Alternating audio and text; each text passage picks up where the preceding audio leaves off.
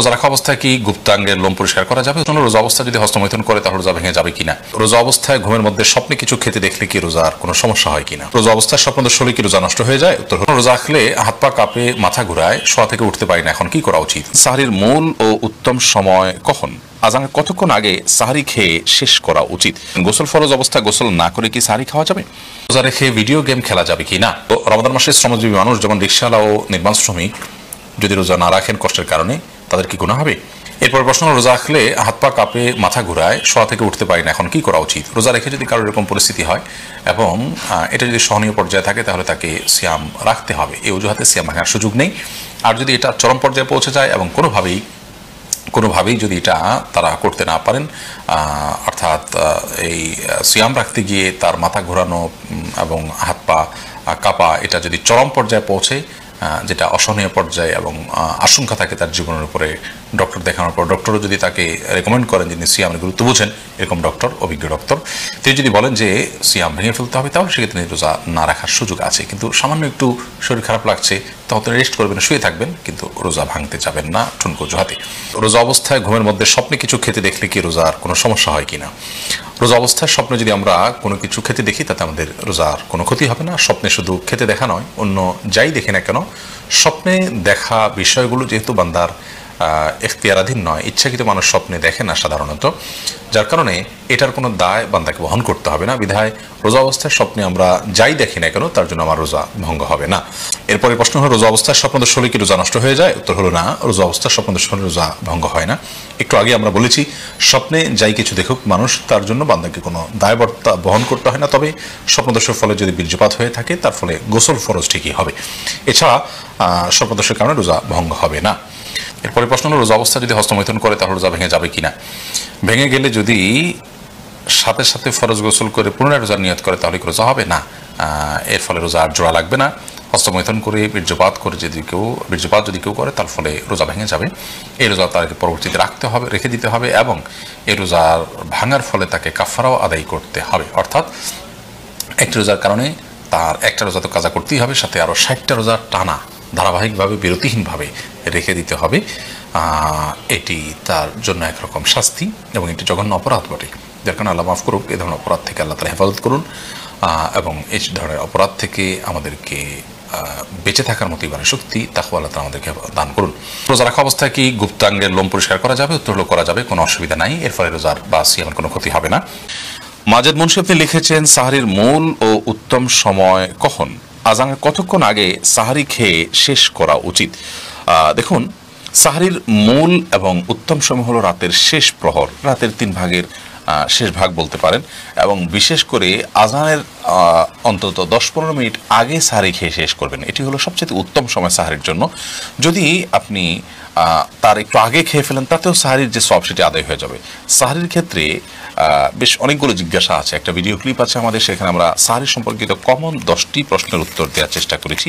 সেই ভিডিওটি দেখে নিলে আশা করি এই বিষয়ে সমস্ত জিজ্ঞাসাগুলো আপনার সমাধান পেয়ে যাবেন। তবে মৌলিকভাবে এটুকু বলে রাখি যে রাতে আপনি ঘুম থেকে ওঠার পর দুপুর রাত থেকে, অর্থাৎ মাঝরাত থেকে নিয়ে ভোর রাতে একটা ফজর আজান আগ পর্যন্ত, সুবহ সাদিকের আগ পর্যন্ত যে কোনো সময় আপনি খেলেই সেটা সাহরি হিসাবে বিবেচিত হবে, বিশেষ করে ভোর রাতের শেষ প্রহরে 1/3 ভিতরে শেষ অংশে। আর একেবারে শেষের দিকে খাওয়াটা হলো উত্তম সওয়াবের কাজ, সুন্নাহ, বিশেষভাবে ফজিলতপূর্ণ। তবে একেবারে শেষের দিকের মানে এই নয় যে আজান হচ্ছে ভাব ঠিক সেই মুহূর্তে আপনি খেলেন, অর্থাৎ সুবহ সাদিকের ঠিক সঙ্গে সঙ্গে বা ওই টাইমের কাছাকাছি সময়ে আপনি খেলেন, এটি কিন্তু উত্তম নয়। বরং নবী করিম সাল্লাল্লাহু আলাইহি ওয়াসাল্লাম সাহরি খেয়ে শেষ করার পর সম্ভবত 100টি আয়াত তেলাওয়াত করার মতো সময় তার হাতে থাকতো, বিধায় সে বিষয়টি আমাদের মাথায় থাকা উচিত। হাকিম হাসান আপনি লিখেছেন, গোসল ফরজ অবস্থা গোসল না করে কি সাহরি খাওয়া যাবে? যদি কারোর গোসল ফরজ হয় তাহলে গোসল ফরজ অবস্থায় যদি আপনি সাহরি খেয়ে নেন এই কারণে যে এখন গোসল করতে গেলে সাহরি খাওয়ার সময় আর থাকবে না, অথবা যে কারণেই হোক না কেন যে আমি পরে গোসল করব, তাহলে তার ফলেও সিয়াম হয়ে যাবে, কোনো অসুবিধা নেই। তবে অবশ্যই ফজরের সালাত আদায়ের প্রয়োজনে ফজরের সালাতের আগে আপনাকে ফরজ গোসল করতে হবে।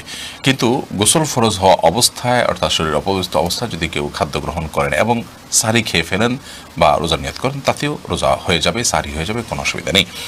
যদিও গোসল করে তারপরে খেতে পারলে সেটা উত্তম, তা বলাই বাহুল্য। রোজা রেখে ভিডিও গেম খেলা যাবে কি না? রোজা রেখে আমরা এমন কোনো কাজ করবো না যেটা অনর্থক অহেতুক কাজ। নবী সাল্লাল্লাহু আলাইহি ওয়াসাল্লাম বলেছেন, মাল্লাম ইয়াদা কাওলা যুরি ওয়াল আমাল বিহি আবিল জাহাল ফালাইসা লিল্লাহি হাজাতান ইয়াদা তা'আমা ওয়া শারাবা। যে ব্যক্তি রোজা রেখে মিথ্যা কথা, মিথ্যা কাজ, মূর্খতা সুলভ আচরণ, অনর্থক কাজ এগুলো পরিহার করলো না, সে ব্যক্তির পানাহার বর্জনে আল্লাহর কোনো লাভ নেই। অর্থাৎ এটি একরকম অর্থহীন এবং একরকম অনর্থক সিয়ামে পরিণত হবে। এজন্য এই রোজা রেখে গেম খেলা বা যে কোনো ধরনের সময় অপচয় হয় এরকম কোনো কাজে লিপ্ত থাকা, এটা সিয়ামের যে আদর্শ সেটা পরিপন্থী। সিয়াম আমাদেরকে যে বার্তা দেয়, সিয়াম আমাদেরকে যে শিক্ষা দেয়, যে মেসেজ দেয়, সেটা হলো আমরা এর মাধ্যমে নিজেকে সংযমী করব। আমরা পানাহার থেকে বিরত থাকি, অথচ পানাহারের প্রয়োজন আছে আমাদের, এখান থেকে আমরা সংযম শিখি মূলত। ঠিক একইভাবে ভিডিও গেমস খেলতে ইচ্ছা করছে, আবার করার সুযোগও আছে, তারপর আমরা করব না, কারণ সফল ইমানদারের বৈশিষ্ট্য হলো ওয়াল্লাযীনা হুম আনিল লাগবি মুরিদুন, তারা অনর্থক অহেতুক কাজ থেকে বিরত থাকেন। বিধায় এখানে সংযমের পরিচয় আমাকে দিতে হবে, সিয়ামের উদ্দেশ্যই সেটা। অতএব সিয়াম রেখে যদি আমরা অসংযমী কাজ করি বা সংযমের পরিপন্থী কাজ করি এবং নিজের নফস যা চায় সেটাই আমরা করে ফেলি, তাহলে সিয়ামের শিক্ষার পরিপন্থী কাজ করলাম। সিয়াম বলে যা খুশি তা করা যাবে না, খেতে চাইলেও খাওয়া যাবে না, পিপাসা থাকলেও পান করা যাবে না, এই শিক্ষাটা আমাদেরকে নিতে হবে এখান থেকে। তো রমাদান মাসে শ্রমজীবী মানুষ যেমন রিকশাওয়ালা ও নির্মাণ শ্রমিক যদি রোজা না রাখেন কষ্টের কারণে, তাদের কি গুনাহ হবে? অবশ্যই গুনাহ হবে ভাই, কারণ রমাদানের সিয়াম আল্লাহ তাআলা প্রাপ্তবয়স্ক সুস্থ মস্তিষ্ক সম্পন্ন সকল ইমানদার নারী পুরুষের জন্য আবশ্যক করেছেন। কেউ শ্রমজীবী, তিনি তার এমন কাজ করেন যে কাজে রোজা রাখাটা অনেক কঠিন, তিনি তার পরিকল্পনা রমাদান মাসে একটু ভিন্নভাবে করবেন। হয় রাতের বেলা তিনি কাজ করবেন, অথবা দিনের বেশিরভাগ অংশ কাজ না করে সামান্য অংশ যতটুকু তিনি রোজা রেখে করতে পারেন ততটুকু করবেন, তাতে তার একটু উপার্জন কম হবে, সেটাকে তিনি একটু সহ্য করে নেবেন। আমরা জান্নাত পাবো, তো আল্লাহ রাব্বুল আমাদেরকে জান্নাত যে দিবেন তার জন্য তো আমাদেরকে ত্যাগ করতে হবে, স্যাক্রিফাইস করতে হবে। গরিবদেরকে আল্লাহ তাআলা যে ধনীদের চাইতে কয়েকশো বছর আগে জান্নাতে দিবেন, সেটির জন্য তো দুনিয়াতে আমাদের এটুকু কষ্ট অবশ্যই করতে হবে। আমরা যারা মনে করি না আমরা পরিশ্রম না করলে কি খাবো, আমরা তো না খেয়ে মরে যাবো, আমাদের সংসার কিভাবে চলবে, করোনার প্যান্ডামিকে যে দীর্ঘ বেশ অনেক মাস আমরা কাজ করতে পারিনি, আমরা কিন্তু অন্তত খাবার অভাবে মরে যাইনি, হয়তো কষ্ট হয়েছে, আলহামদুলিল্লাহ, সেই কষ্ট আবার আমরা ক্ষতি আমরা পুষিয়েও নিয়েছি। ঠিক এখান থেকে প্রমাণিত হয় আমাদের এক মাস যদি কেউ কাজ না করেন কিংবা তার কাজের যে পরিকল্পনা সেটাকে যদি রিঅ্যারেঞ্জ করেন, এটা কঠিন হতে পারে, অসম্ভব হবে না। সৌদি আরবে আমি দেখেছি যে সেখানে নির্মাণ শ্রমিক যারা আছেন খুব হার্ড পরিশ্রম করতে হয়, এবং সেখানকার যে গরম, সে গরমের মধ্যে আসলে পানি পান করা ছাড়া কাজ করা সম্ভব হয় না।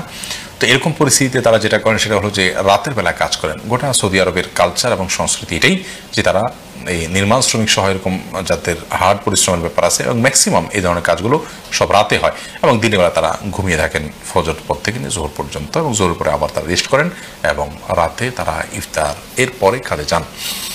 তো এইভাবে আমাদের রিঅ্যারেঞ্জ করে নিতে হবে, তারপর রোজা রাখতে হবে। আল্লাহ রাব্বুল আলামিন প্রত্যেকটা মানুষের জন্য রোজাকে আবশ্যক করেছেন। বিধায় আমার শ্রমিক ভাইয়েরা তাদের পরিশ্রমের কারণে কষ্ট হয়, সে অজুহাতে রোজা না রাখার কোনো সুযোগ অন্তত নেই। আল্লাহ রাব্বুল আলামিনের কাছে জন্য জবাবদিহি করতে হবে।